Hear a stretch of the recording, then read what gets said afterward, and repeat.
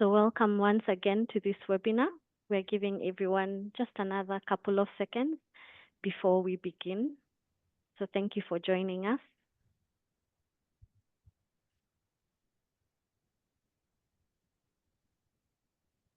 And I think we're at the 1 minute mark and we can now run this show. So good morning again, good afternoon, good evening to all of you joining us from across the world. Thank you for joining us for this webinar. Before I go any further, I'll ask my colleague Dipti to move the slides.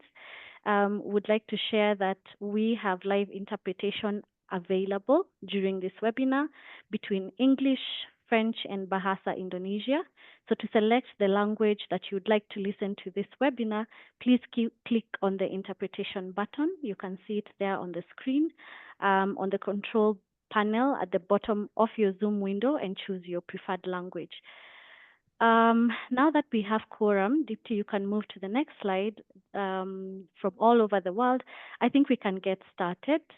Our webinar today is titled Nature-Based Solutions to Tackle Urban Heat in Cities. And it's so good to see so many of you joining us virtually today. So thank you once again for joining our webinar. If you'll move to the next slide, my name is Helen Wanjohi Opil, and I am the Climate and Engagement Lead for the Africa Cities Program here at WRI. I'm really thrilled to be your host and MC today. I would love for participants to also introduce themselves to each other. So please use the chat function. Again, it's at the bottom of your control panel to let us know who you are, which city you live and work in, and use that for discussion. If you move to the next slide, Deepti.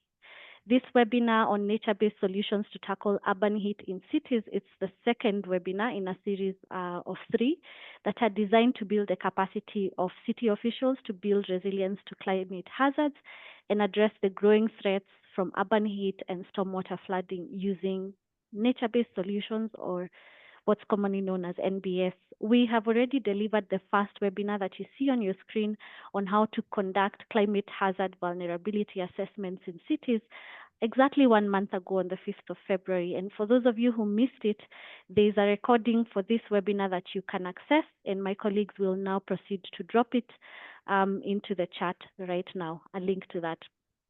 So moving into today's webinar, which, as I said, is the second in a series. It's on a hot topic, literally, for cities right now, the element of urban heat, but also will showcase some solutions, specifically, around urban greening and nature-based solutions that cities can use to tackle urban heat. So if you move to the next slide, this webinar series is co-hosted by Urban Shift, in collaboration with WRI India and the Cities for Forest programs here at WRI. Urban Shift is a global program that supports cities to adopt integrated approaches to urban development, shaping a resilient, inclusive, zero-carbon future where both people and planet can thrive. Urban Shift is funded by the Global Environment Facility, that's GEF, and is led by UNEP in partnership with the World Resources Institute, C40 Cities, ICLE, and UNDP, as well as the World Bank and the Asia Development Bank. If you move to the next slide, Dipti. For all our audience members, during this webinar, we understand you may have questions, and I encourage you to use the Q&A function, again on the control panel at the bottom of your Zoom window, to raise any questions that you have in mind. My colleagues will be providing live written answers to some of these questions as we continue with the webinar, but others will be answered live by our speakers and experts during the last segment, which is the audience Q&A section of this webinar. So please actively engage on the chat and keep your questions coming immediately you think of them. On the last slide, in terms of the agenda, I will soon pass to my colleague, Lubaina Rangwala from WRI India, to give us introductory remarks. And then we will also hear from Lutska Newton from the city of Swane in South Africa, who will contextualize the heat issue from a city perspective. And then finally from Dipti Talpade, who will deliver the training presentation around urban heat and greening. We will then, as I shared, have an audience Q&A section with these 3 speakers before we close this webinar. And so with that, I'd like to pass the mic to Lubaina, who is the program head for urban development at the Cities program in WRI India. Lubaina, the floor is now yours. Thank you. Hi, everyone. You can hear me, I hope. So hello, everyone, and thank you to the Urban Shift team for having me here to share our experiences of working on heat stress in Indian cities. We've been working on heat stress in direct and allied ways across many Indian cities, geographies over the past 7+ years, from community-led disaster preparedness and resilience capacity building initiatives to integrating nature-based solutions and urban greening measures in urban infrastructure planning and design interventions. And there are a few observations I'd like to share from our experience here today, largely from our work in India. Um, in India, there is less attention to heat stress as a disaster at the national level across urban and rural geographies, creating room for states, districts, and cities to interpret risk and act on it in in different ways without any clear sort of mandates. So this has allowed many tokenistic interventions, which really have challenged the ways in which the practice can actually address the most vulnerable and the most impacted people and groups in our society. And largely the sort of practice then has remained in the tokenistic space. A big challenge institutionally in India is we don't have a government body or an agency or a department at any of these levels that is comprehensively looking at heat stress and addressing the problem. And therefore, a lot of the resources that are getting channelized from gamut of solutions, from short-term measures that are focused on disaster preparedness or urban health related to heat, or medium-term measures across, affordable cooling, thermal comfort interventions in buildings, and long-term measures that integrate greening and NBS in city master plans. All these measures are sort of disaggregatedly being operationalized through separate departments. That consolidated sort of thinking is still something that is brewing. It's been successful in some cities, some geographies, but as a practice, it still needs a lot more kind of bureaucratic and national level planning push, which will really, help us meet the kind of crisis that we are seeing increasingly every year. The data on health impacts of heat on different populations, different groups is largely missing. For example, we're not seeing as much, even the kind of resources, financial resources and technical resources on really building the understanding on health implications of heat stress is largely at a nascent stage, and we need a lot more data and evidence that is coming from different sectors, across occupational groups, income groups, different kinds of housing types, and for specific socioeconomic groups where across caste and religious community lines as well, to be able to then really target interventions across the solutions that are listed in the previous point towards some of these vulnerable groups. Lastly, long-term resilience measures on heat stress are very far and few. Most of the urban greening efforts, and nature-based solution interventions are largely focused around numbers of trees planted, kind of indicators that are focused on numbers of trees planted in a particular city or a geography, or greening largely seen as from the lens of beautification rather than focusing on the quality of shade that an urban grove is bringing into a neighborhood, the resilience or the nativity of the tree species that are being planted, biodiversity co-benefits. So there is a lot more, there's a lot more work that needs to be done in building out this evidence and bringing science actually to the practice. And so, largely that's been the observation, that a lot of this disaggregated practice is existing and a lot of good interventions, but that kind of consolidation is really sort of a need, and heat action plans really are a good opportunity that are being rolled out in Indian cities, where but there is still a need to engage in deeper research to make the plans a lot more meaningful and actionable, especially for the most vulnerable communities. So I'll just stop here, and happy to take questions in the end. And yeah, over to you, Helen. Thank you so much, Lubaina, for those opening or introductory remarks.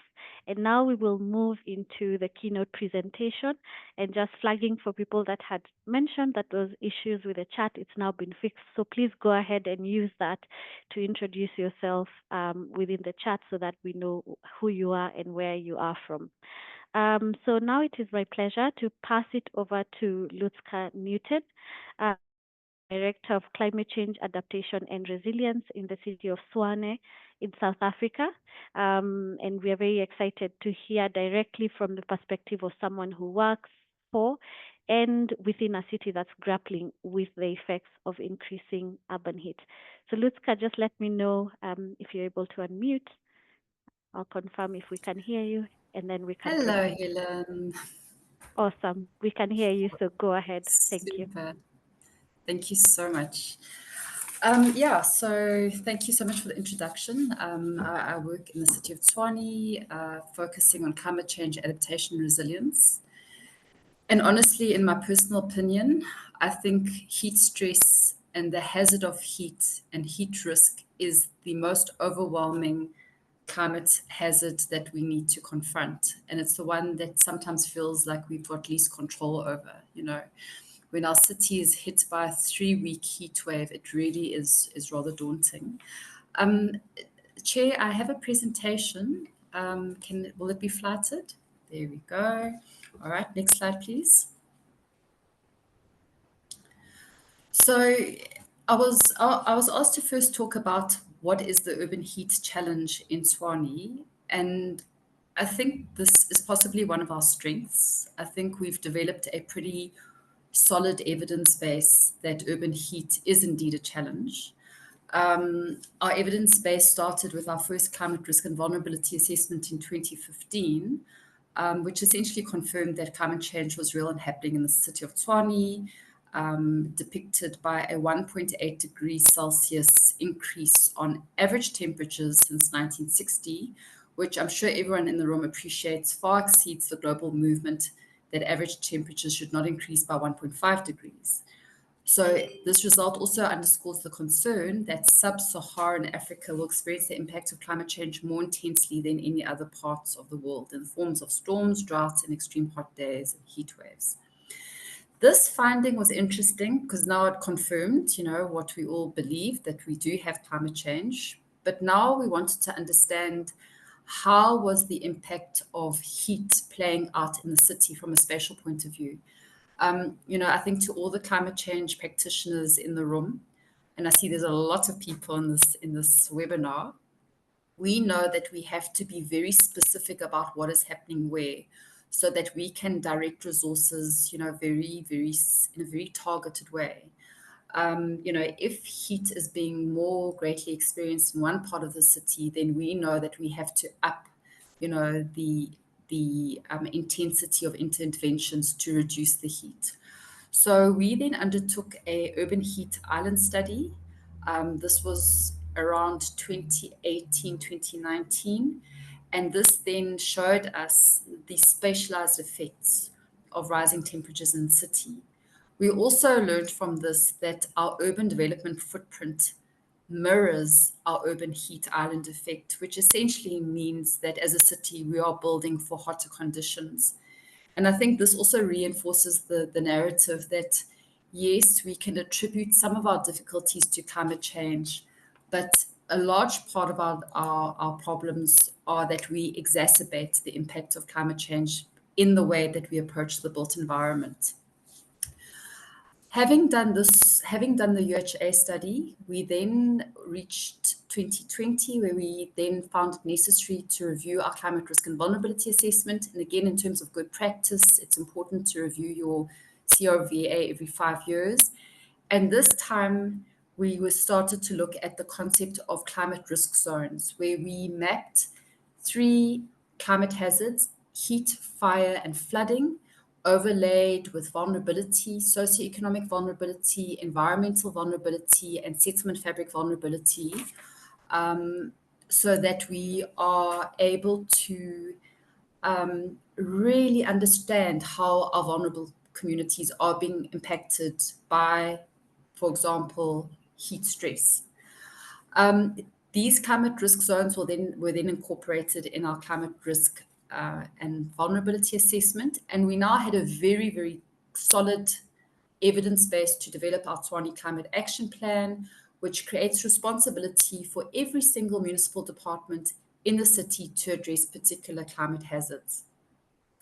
So you now have your generic understanding of how climate change is affecting you. You have a spatialized understanding of how climate change is affecting you, how heat stress is affecting you.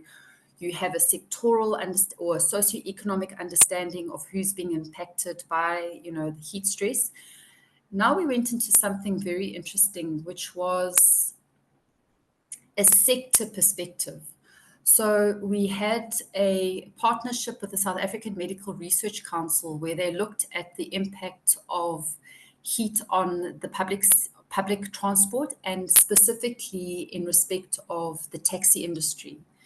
And they have a project looking at the climate proofing of, they call it Climate Proofing South Africa. And here they were looking at, as I said, the public transport sector. And, they confirmed that our taxi ranks are not fit for purpose from a heat point of view, and that traveling in taxis exposes you to far worse heat impacts, with average temperatures within taxis increasing by 5 degrees. And then our last activity, and our most recent activity to gather the urban heat challenge in Tshwane, was an undertaking with the World Bank. It was called Tshwane Heat Watch. And this is essentially where the World Bank dispatched citizen scientists. And you have to love the field of citizen science. It is so amazing to involve communities in documenting and understanding the impacts of climate change. And here we took a 200 square kilometer area that reflected the diversity in the city of Tshwane. So going from a very affluent area to going to poorer areas, and understood the very, very localized impact of heat. And this really exposed that we have disparate levels of heat exposure. And I loved Urbana's comment where she spoke about quality of shade, because I'm going to show you an image where this is really nicely depicted through thermal imaging. So with all of these various studies and partnerships, we have been able to confirm the urban heat challenge in the city of Tshwane. Next slide, please. I think now we just have some images. So this is our urban heat island footprint, and you can see it correlates almost perfectly with our urban footprint. So we are really building for hotter environments. Next slide. This is our heat stress risk zones. So in red, it's our current heat stress risk zones, and in blue, it is our future heat stress risk zones projected to 2050. And from what you can see here is that if we do not implement heat stress reduction measures, our city is going to become unbearably hot in the future. Next slide. Here are some images from the project that we did with the World Bank, Tshwane Heat Watch. You can see on the right, the areas in blue is a very leafy suburb. It's got lots of trees, wide roads, low settlement density. And then the images at the bottom are an example of more densely populated areas, poorer areas. You see the manifestation of what we call the green apartheid. So as much as apartheid had a spatialized impact, it also impacted on, green resources to disadvantaged areas.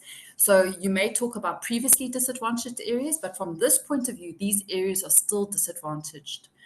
On the left, you have an example of the thermal FLIR thermal imaging, and you can see that where it's more purple and pink, it is cooler, and where it's more yellow, it's hotter. So there you have that issue that the chair at the beginning, or in the introductory comments, we spoke about the quality of shade. So you do have an example there of a bus stop, but look at the quality of shade versus the quality of shade that a tree offers you, right? And so sometimes when people feel that planting trees is just a nice to have, these images show us that you can get really great quality shade from a well-established tree. Next slide. This is to show you the work that we did with the South African Medical Research Council, the Climate Proof SA project, on taxi ranks. The image at the top shows you it's a drone image, and it is a very nice taxi rank, right? So when you see this taxi rank on paper, it looks awesome. And even when you look at the thermal image, it looks awesome. It's neat, it's tidy, it's well organized. But if you look at the shade on the taxis, you can see that it barely covers the taxis. So on paper, so if we're talking about quality shade, and I think this is going to be my new buzzword, quality shade, if you look at the coverage of those shade ports, carports, taxi ports, it is totally inadequate. And what was very interesting about this project is that once we had done the research, we went back to the developer to give them feedback, and we proposed some interventions to improve the quality of shade. They were unfortunately not willing to come on board. So the big lesson here is that we've got to get shade interventions in place from the get-go, and not to do it retrospectively if possible. The bottom image shows people's experience. So obviously it's very subjective, but it shows people's experience of how they feel when it's hot. And you can see the majority feel just not very good when it's very, very hot. And then the image on the right is an example of a heat health awareness message. The Medical Research Council produced these lovely advocacy tools that we then distributed we actually distributed through clinics. Next slide. So when it comes to, this is going to be a difficult one to to talk about. Right.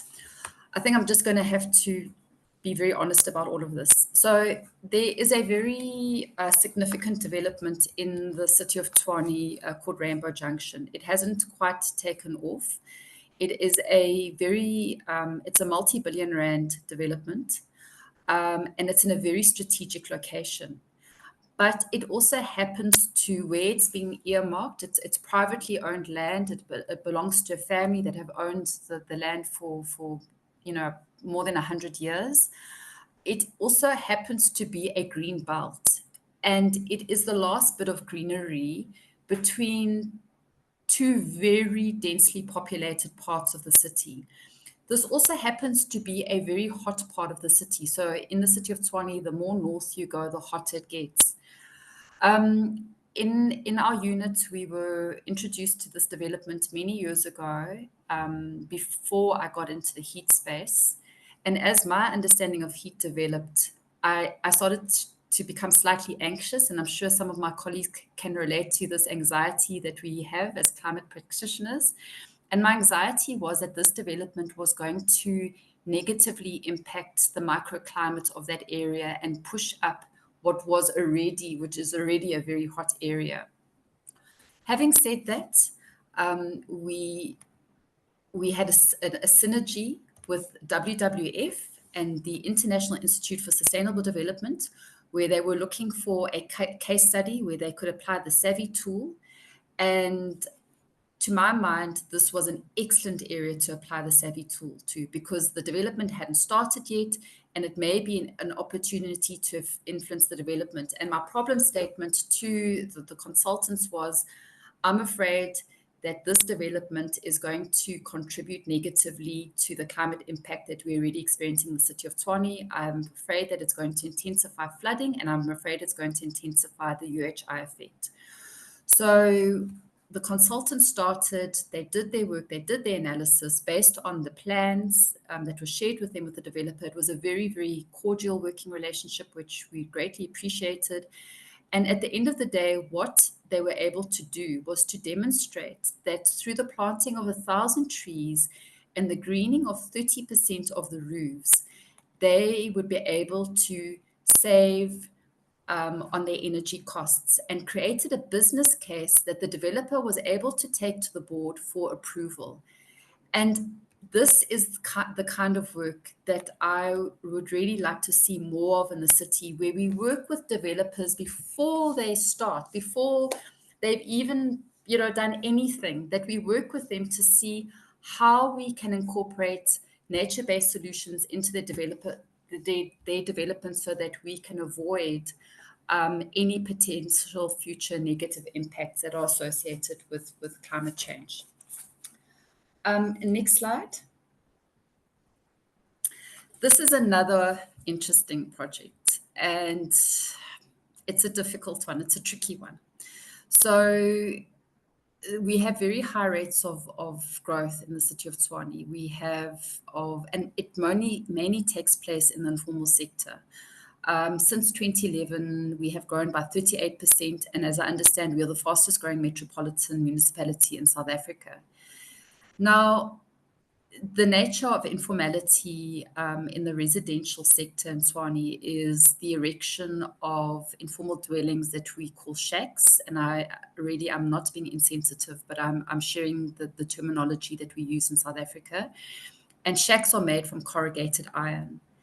And shacks are unbearably hot. It's actually kind of beyond me how people manage to live in shacks. Nonetheless, there's an organization in South Africa called the South African National Energy Development Institute.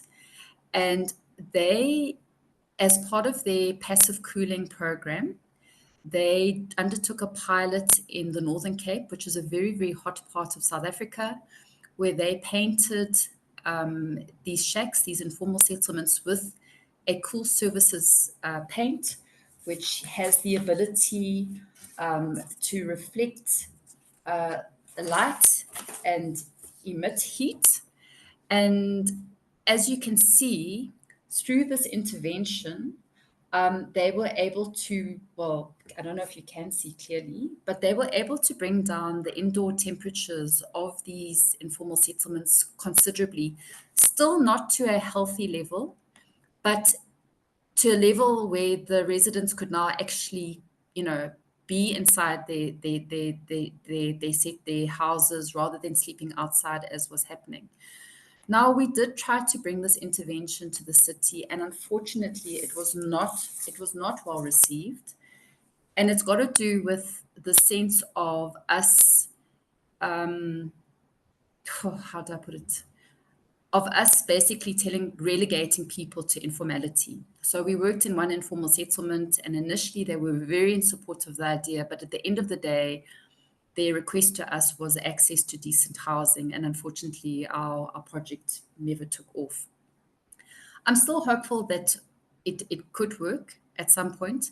Now we're trying to apply it to municipal buildings, to clinics, to our fresh produce market.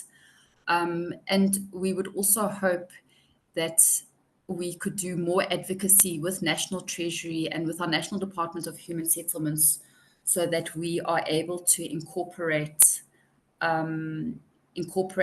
this cooling of these structures as part of our upgrading program for informal settlements. Next slide. So in terms of my 3 key takeaways for everyone, I think I've probably surpassed my time. Firstly, within the city, we need full and unconditional acceptance of the dangers of heat and the need for dedicated institutional resources to address heat stress.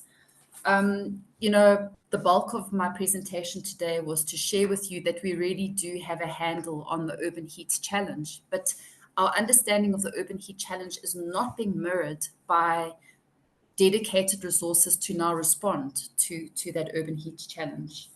Secondly, so important that we leverage on partnerships to drive access to data and tools. Again, the majority of my presentation has been about work that we've been able to do with excellent institutions such as the World Bank, where they've been able to really give us very, very simple, and the South African Medical Research Council, where they've been able to give us access to very simple ways of demonstrating and illustrating the heat stress in our city. And then lastly, we have to spend more time doing what we're doing now, which is ongoing advocacy and capacity building to promote effective heat health services in our cities. On that note, thank you so much for the opportunity to share my learnings in this space. Thank you. Thank you so much, Liska, for sharing those insights from the city of Swane, both in terms of what you've been able to do, but being very real about the challenges I think that all our cities are facing.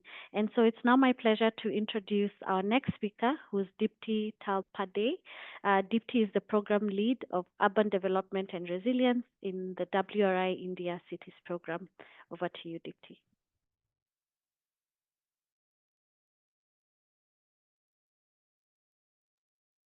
Hello, everyone. Thanks for attending this webinar, which is on nature-based solutions and greening to tackle urban heat. And thanks Lubaina and Lutska, who brought out the most wicked problems that we have to deal with when we are actually on this pathway for heat resilience. So in today's presentation,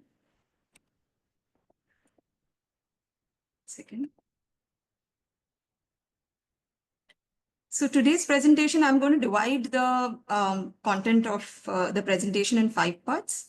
One is just to understand the concepts around urban heat and the rise in temperatures. Second, the impact on health. Third, scientific approach for greening and nature-based solutions. Case studies that have been really useful to reduce temperatures. And plans and policies around urban greening for heat resilience. So I'm going to show this video, which is just a 2-minute video, but it will kind of set a backdrop for this presentation. In March this year, Mumbai's temperature hit 39 degrees, but on the ground, some areas felt way hotter. When we started working on Mumbai's climate action plan, our task was really to break down the heat experience in Mumbai and help the government in identifying high-risk zones and push for action there. So when we started measuring heat trends across the city, we had data available only at 3 weather stations, which essentially gave us the overall city profile, but did not give us data at a sub-locality level. That's when Google Earth Engine came in. It's an open data platform that gives you access to multiple sources of satellite imagery and very easy, intuitive ways to make sense of all of this data. By plugging in just a few lines of code, we can generate maps not just of surface temperatures, but also vegetation cover, roofing material across the city. Looking at these 2 areas, they are hardly 1 kilometer apart, but our analysis showed a shocking 5 degrees temperature difference. Dharavi's lack of vegetation and roofing material directly contributes to these high temperatures. And seeing this trend pop up in pockets across the city, that was the aha moment for us. Now we could show government officials the impact in their own localities. Google Earth engine ने जो map का visual element हमको दिखाया, उसमें जो micro level पे study किया था, उसके ज़रिए हम लोगों को उनके जो एनालिसिस किया उसमें कॉन्फिडेंस डेवलप हुआ. अब ये हाई रिस्क एरिया डिमार्केट करके उसका सोल्यूशन हम लोग अच्छी तरह प्लान कर सकते हैं. The next step is to understand ground level issues and implement measures on roofing and greening in these areas. We've started the Andheri Ghatkopar Link Road project that essentially transforms 8 kilometers of highway into greenway. So these are small steps, but steps in the right direction. With these interventions taking shape, we're building a city which will be much more equitable, adaptable, and resilient in the future.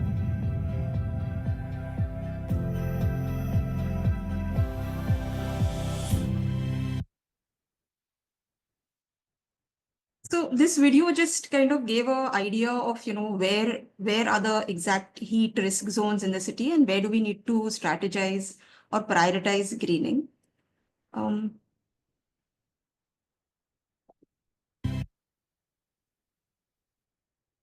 Now, if we go to understand what is urban heat or how do you define it, this is one of the concepts like you saw in the video, which is the land surface temperature. So land surface temperature is, the basic idea behind is it from the satellite's point of view, how does the surface feel like to touch? So here, if you see the 3 maps of Mumbai on top, they are the land use maps, where the land use has changed over time. And the ones that are below are the land surface temperature maps. So if you see the density of green cover, on the top right-hand side, the national park, within the national park of Mumbai, those, if you kind of, look at the corresponding land surface temperature from green, which was, less than 26 degrees Celsius, has now come to 26 to 28 degrees Celsius, which is yellow now. So similarly, wherever there's urbanization, there has been a change in the land surface temperatures. And in this diagram, basically, it says that different sort of materials respond differently to heat. So for example, the buildings, the paved surfaces, roads, they are all surfaces which are absorbing heat. And at the same time, the blue, which is the water body, because of evaporation, and green, which is vegetation, because of evaporation, the temperatures cool down around them. So this is very apparent in our city. So this is one of the concepts of land surface temperature, apart from just the overall global warming that we see has increased the heat. This is another concept which I'm sure everyone is aware of. Lutzka also spoke about it, was the urban heat islands. And this is simply the phenomenon where the urban area is significantly warmer than the surrounding rural areas. And this is simply because, again, the built cover is much more within the cities and they get much more leaner. There's more vegetation in the rural areas and hence the temperatures are lower. And these are temperatures measured in the diagram, like you see the surface temperature and air temperature during night and day. Both show, extremely higher kind of levels of temperatures in the city area. So moving to, understanding what those start, how they start impacting health, because more than, just the fact that humidity, and the way we feel humidity makes us feel even hotter than the air temperatures. Like you see here on the left-hand side, when we see our phones and see our weather apps, they'll show us, that, okay, the temperature here is 33 degrees, but, it feels like 39 because of the excess humidity. And this is, one of the heat index chart that you see, which basically is combining these two values to give a relative value of heat. And these are used by different cities differently. In India, for example, IMD is still kind of testing what sort of heat index is appropriate for a certain region in India. So this gives a relative sort of an idea of how hot the place is. Now, heat waves is another concept we are all pretty much aware of, where, it's the prolonged period of much warmer than average weather of that region. And again, the definition of heat wave differs from one region to the other, one country to the other. And of course, climate change is a significant factor in contributing to the frequency and intensity of heat waves. But we all also know that, the urbanization induces certain sort of heat within the city where heat is trapped and there is a certain pressure that is created due to which heat waves get exacerbated. So how does it really impact health? Now, if we were to look at what heat waves do to indoor and outdoor, to people living indoor as well as in outdoor conditions, in 37 degrees Celsius, which is our human body temperature, if there is a little rise from there or deviation from there, so 0.2 degrees Celsius additional would, compromise on the multitasking ability of the human body, or a 1.3 degree rise can affect mental performance, or a 3 degree rise can affect, create a heat stroke, or a 5 degree rise can, lead to death. So these are the ways in which heat starts impacting the body. And who are the most vulnerable groups? Here we see that, there are senior citizens or persons with existing health conditions, pregnant women, infant children, or people who are exposed to heat most, which is outdoor labor or traffic police or people in displaced home conditions, etc., are more exposed and the most vulnerable to heat conditions. So here, I mean, there is a relationship of green cover and heat, like we've seen in the previous presentations, where if you see on the left-hand side, this Mumbai map, wherever there are kind of places where the red is showing, these are temperatures of almost, 5 to 8 degrees higher than the yellow parts. And on the right-hand side, you see a green cover map where the green cover is most scanty, is where the heat is highest. So this is a study that NSW office has done, which basically shows that with every 10% increase in vegetation, especially in tree cover, there is a 1 degree drop of temperature.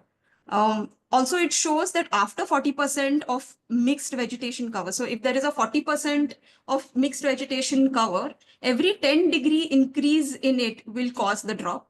If there is not a mixed vegetation, that means it will not make too much difference in the drop of the temperature.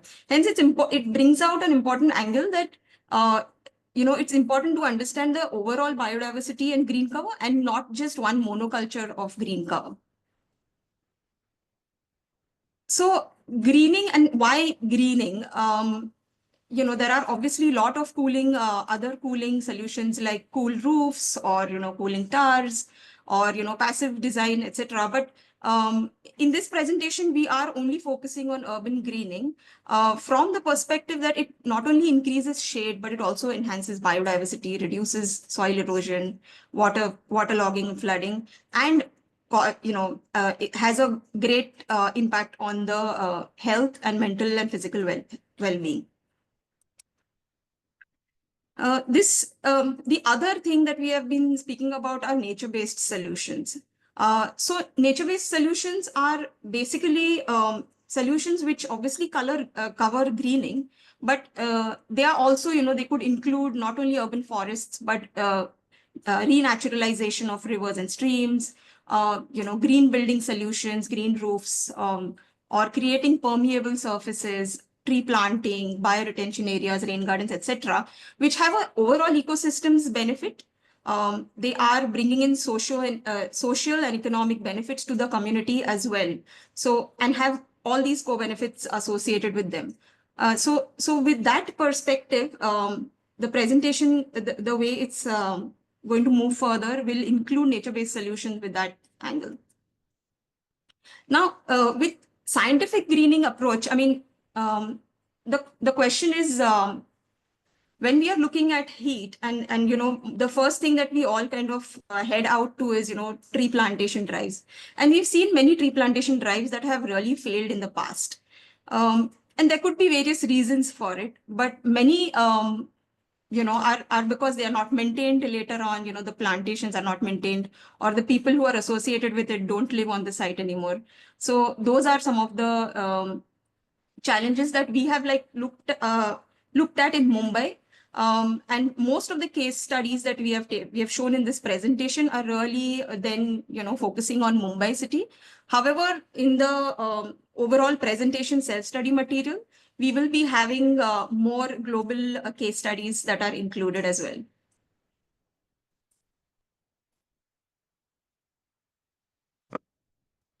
So these are the 5 key steps for scientific greening that we discovered through our deep dive engagement in Mumbai. One is to prioritize high risk areas for greening. Second is to have an ecosystem based approach. Third, to adopt water positive planting. Fourth, engaging with local communities. And fifth are to have a proper maintenance plan. And I'll go through each of these. So one is prioritizing sites. Now in Mumbai, we have 24 wards. And when we were comparing the land surface temperatures and the loss of green cover, we realized that there are some wards that are most vulnerable to urban heat.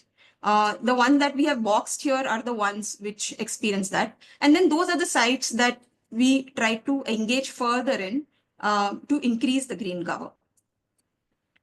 And mostly when you see those sites, these are the sites which are where most vulnerable populations are also living. Or the human development index is very low, especially in the MEs ward, where we then kind of worked further. The second approach is the ecosystems approach, which is where we understand what are the natural ecosystems in the city. So for example, Mumbai has mangroves, forest, the rivers, water bodies, etc. And based on these ecosystems, the green cover needs to be planted. So having that baseline survey, having a planting design, preparing the ground with respect to those ecosystems is important. These are some illustrations of what ecosystems exist in Mumbai. And, for example, mangroves, then, if there is a greening project that is happening next to the mangroves, we need to make sure that, the plantation is also kind of associated with, mangrove associates, rather than having another species or exotic species that may be invasive, or it could also be, it could perish because of saline soil conditions. The third thing is the water requirement, that we need to make sure from the get-go that, that there are systems for recycling or, using water on site. And best would be to use recycled water so it's self-sustaining in the long term. Also making sure that the groundwater is then replenished through rainwater harvesting systems, so that once the trees or plants are planted, after 2 years, they can start taking care of themselves. This is the most important really component, which is engaging the community. And most of the projects where the success rate was high were when the community got involved right from day one in site selection, baseline assessments, training capacity building for other peers, planting. They were part of the planting activity and have now continued, taking that up in long-term maintenance. And this, coming to the maintenance, this also is another component for all projects to understand that there are budgets. You have to understand the budgets that are already there for the project, so that again, it is going to be sustainable in the longer term and there's better ownership. So greening, again, how can greening be, how can we green across different urban forms? This is the, open spaces, for example, are the first things that come to our mind when we think of greening. But here the drawing shows that there are different types of green designs that can be adopted. And should not be restricted to only, a play area. It could have urban groves, it could have community nurseries or farms or butterfly gardens, etc., depending on the context and the site.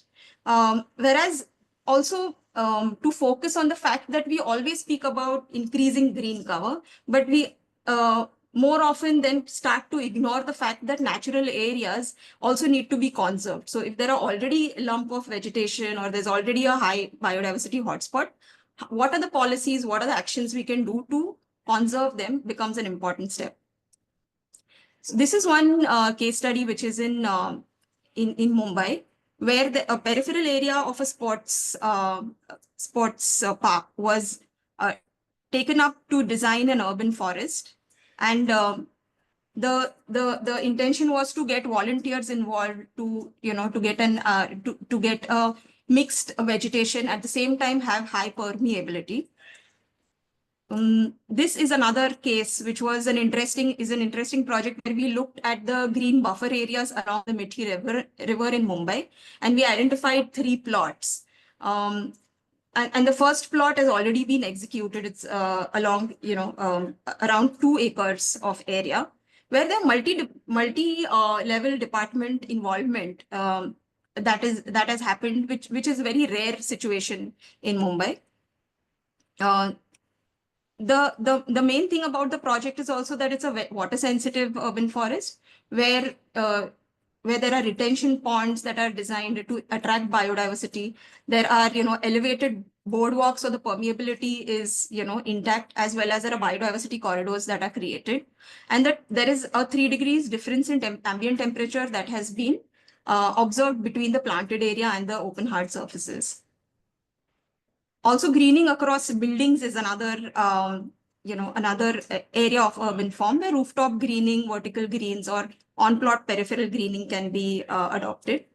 One such case is the rooftop farming at Chennai through Chennai Resilience Center. This is done at a ICDU center, which is a child development center in Chennai, where they noticed that because of the planting and the food planting on the rooftop, average temperature the average temperature below the roof was reduced by 2 to 3 degrees. Along streetscapes is another, potential areas where greening can be done through increasing green cover, having more shade, but also there are other blue-green interventions that can be adopted where permeability is increased with the soil and more natural areas are made accessible.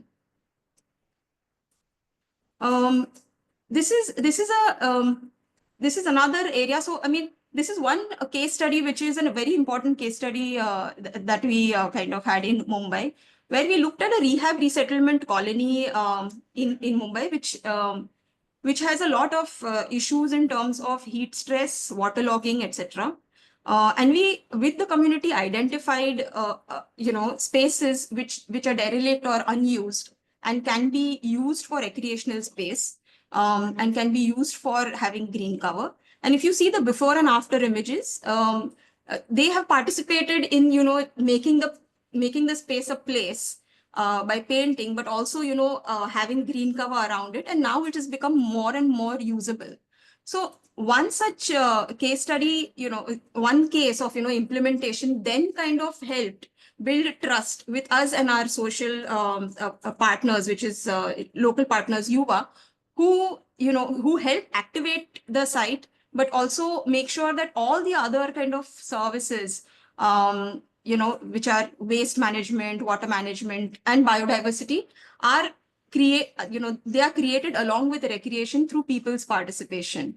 So this is one such project which is now going to the next stage, where then this area, which is on the left-hand side, which is more sort of, you can see it's built on the gray land, will get converted into, sporadic greener projects in the future. So this is what we are looking at as a case study for local area improvement through greening. Long-term policies and strategies. From that perspective, when we're looking at, the climate action plan that was done in Mumbai, which connects heat resilience with greening. And many such initiatives need to be done. Also, the National Mission on Sustainable Habitat promotes for that, or, Tamil Nadu Heat Mitigation Strategy promotes for it. However, a lot of work in the policy and program space needs to be done where the heat resilience targets are met through greening. The Mumbai Greening Manual for Citizens, this is another example where we worked on developing a manual for citizens where they could figure out how to go about greening in the city, which plots of land they can choose, what kind of soil assessments they need to do, what native species are most appropriate for which ecosystem, and then what are the resources available for them to take it up? What are the community engagement models that are in place that they can adopt? So this is one of the initiatives that encourages citizens to green within the city. Another such case, so On the left-hand side, you see there is an inventory of open spaces that was also done through survey exercise. And on the right-hand side, there is a mapathon, which is again using participatory modes to collect data for open spaces and to find out what are the potential areas where greening can be done within, within a space crunched city like Mumbai. Similarly, there are tree censuses or public biodiversity registers. They are a good way to involve citizens in the whole kind of tracking of trees, the kind of species and biodiversity, so that they take ownership in the future to to have a much more kind of and more conscious about their surroundings and their green cover around. And I mean, this is good for overall green conservation in the city. And I think with that, I end my presentation, and over to you, Helen. Thank you so much, Dipti, for offering us that technical presentation on urban heat and NBS. Thank you so much. And I would like to just remind all our participants that the slides and the recording will be made available to all of you as long as you registered, regardless of whether someone attended or not, in a couple of days, including the presentation materials. So now we would love to move into the Q&A session. And I'd like to invite back our esteemed panelists to turn on their cameras, Dipti, Lutska, Lubaina, to join me on this virtual stage to answer some of the questions that the attendees have put in the chat. But thank you so much for the great job done so far in relation to answering a lot of this live directly within the chat.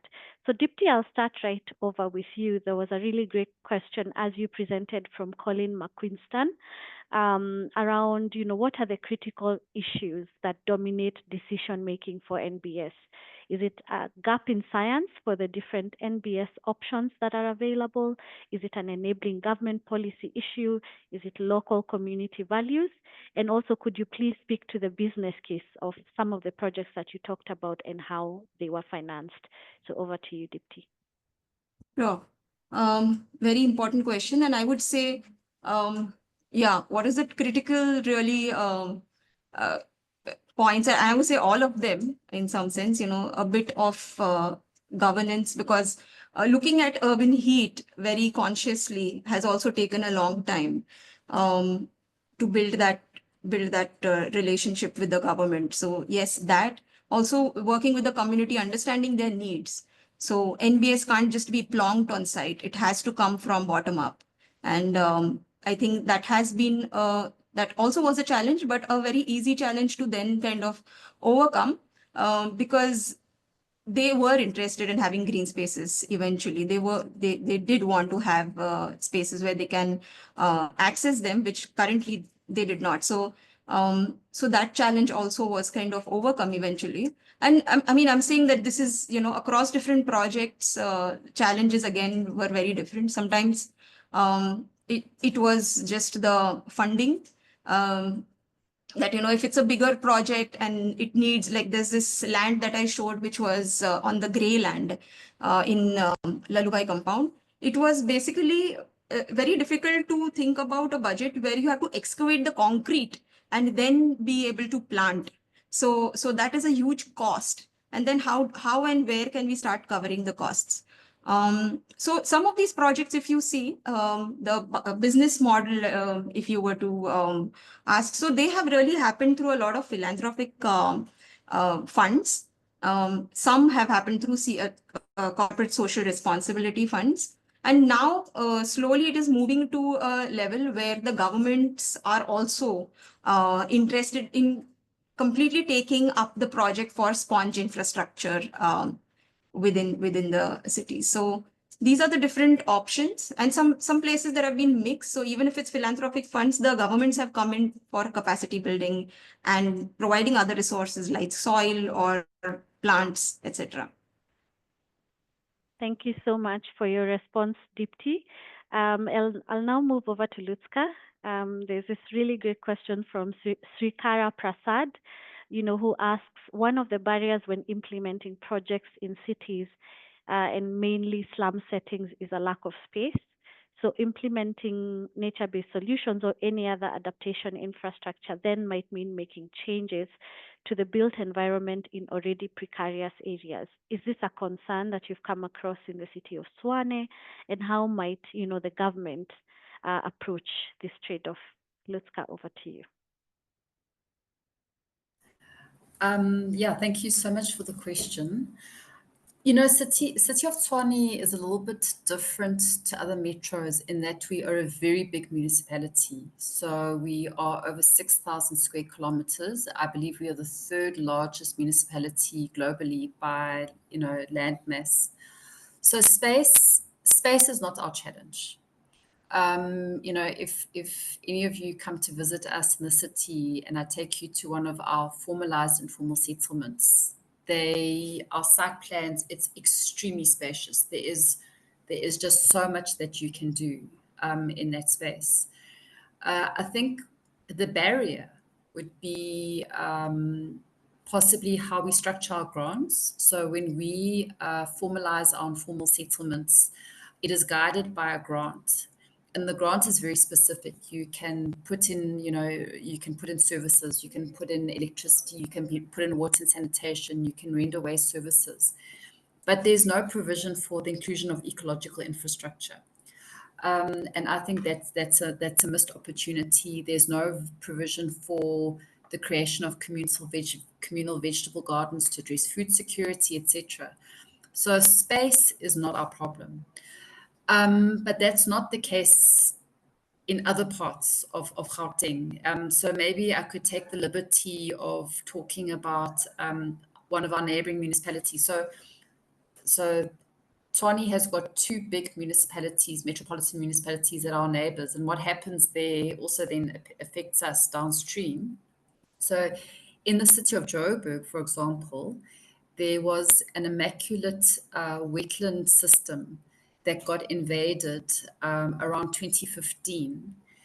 And now, we try to work together as a metropolitan municipality. So it's not about finger pointing, you allowed this to happen, da da da da. But we are flooding now downstream because, the wetland, the ecosystem services provided by the wetland are no longer available. So when we've spoken with City of Joburg about, what are we going to do about this problem? What are we going to do about the rehabilitation of this wetland?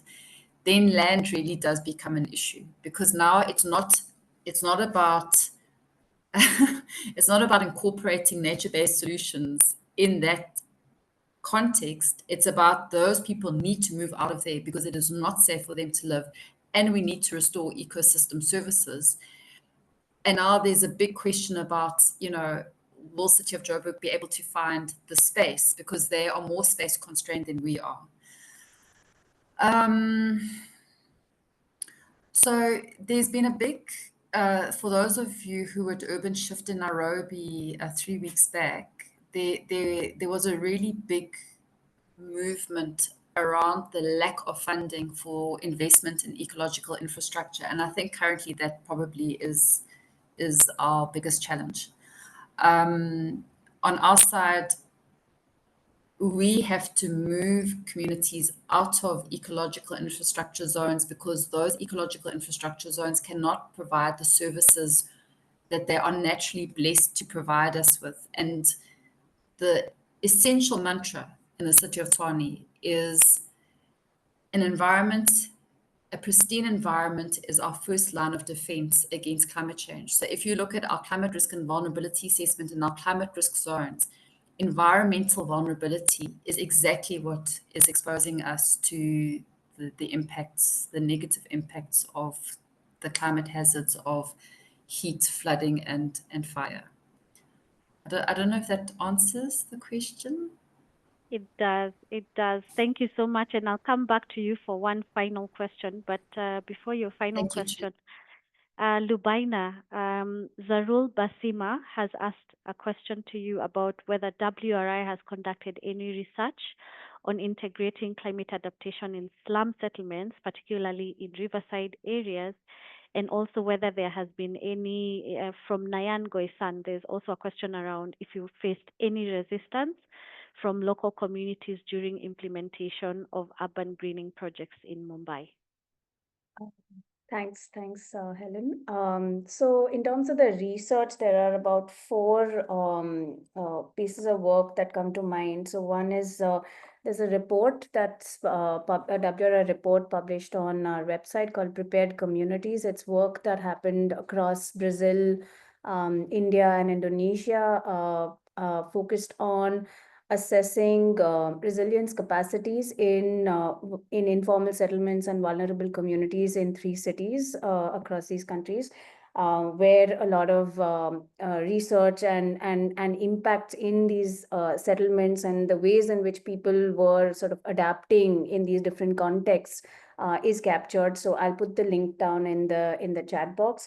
A lot of work that actually Deepti showed of vulnerable of greening in vulnerable neighborhoods is very research based and involves a lot of participatory research methods, field research that to be able to understand what are the impacts and how willing are community members in co-visioning some of these projects and continuing to kind of maintain and own these projects after they are built.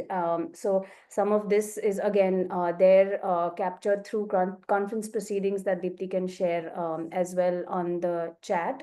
We are currently working on 2 interventions again in Mumbai. One is a mapathon exercise and is focused in vulnerable neighborhoods along the Mithi River, and an aquifer mapping exercise. Both of these are in informal settlements where we are trying to identify vacant lots where urban greening can be done.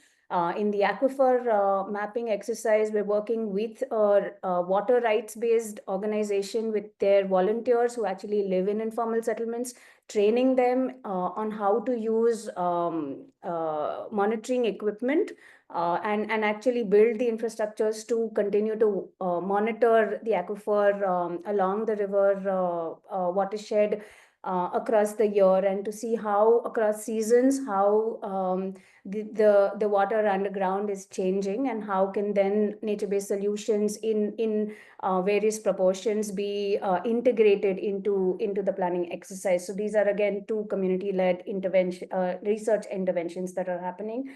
Finally, there is a project. It's in collaboration with many partners and backed by an Australian donor. It's called the IVAC project. I will just put down the acronym in the chat box again.